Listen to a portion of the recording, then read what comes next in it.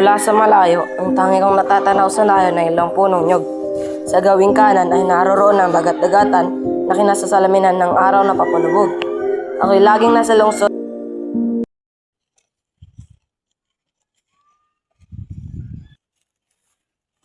Nena, may tao! Nena, Antonio, alam mo bang darating ako? alam ko, kagabi lamang ay pinag-uusapan ka namin. Sabi ni Tatang kapag dumating ka ay walang pagsalang bumalita sa kanya. Ang tanggapan kanyang sa naglilingkuran ay tinid na. Yan ang aking nalalaman.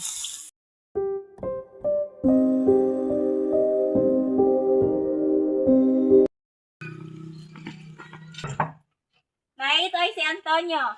Hindi kayo dito, pumasok kayo. Ako pala, si Eva Silelia. Ang mga ito ay nagsidalo sa mga Katoliko. Halimbawa, ang mga unang araw namin dito, patuloy ay sari-saring kahirapan na natuloy namin. Ngayon ay wala na sa aming isipan ng anuman. Ang totoo ay napamahal na sa aming ampok na ito. Inakala namin kapag may masakyan ay babalik kami sa syudad, ngunit binago namin ang lahat ng aming balak. Ganyan talaga ang Tatang. Mabilis siyang magbago ng isipan.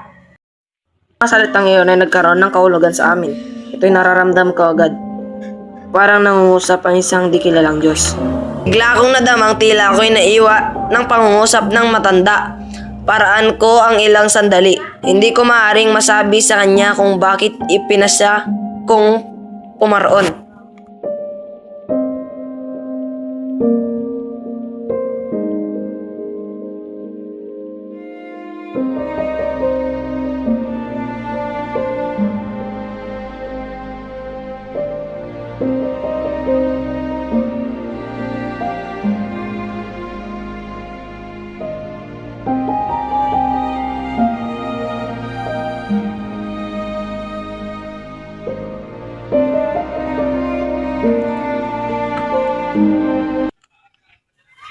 Teka, nasan si Nena?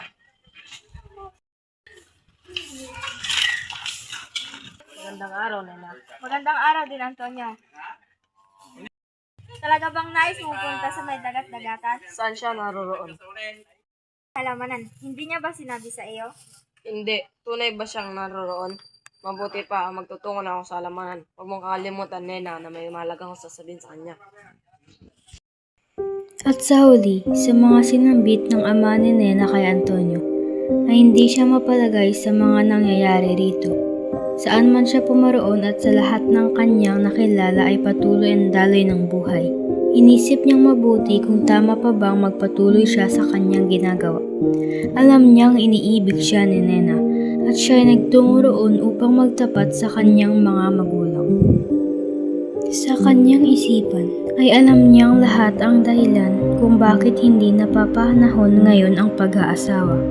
Ngunit may isang bagay na nagsasabi sa kanyang kailangan gawin niya ito kailanman. Di man sinasadya ay kinakatawan ng ama ni Nena ang nauna. Si Antonio ang pangalawa. Nasa kanya ang maraming taong karanasan. Ang kay Antonio ay wala, kundi manlalabaw na pananaw ng mga makabagong nobela at katotohanang akala niya'y natagpuan na. Sa kanyang paglalakbay ay wala siyang ibang inisip kundi ang magtapat ng nararamdaman kay Nena sa mga magulang nito. At sa uli, ninais niyang pumaroon sa may dagat-dagatan kung saan ay may magandang tanawin.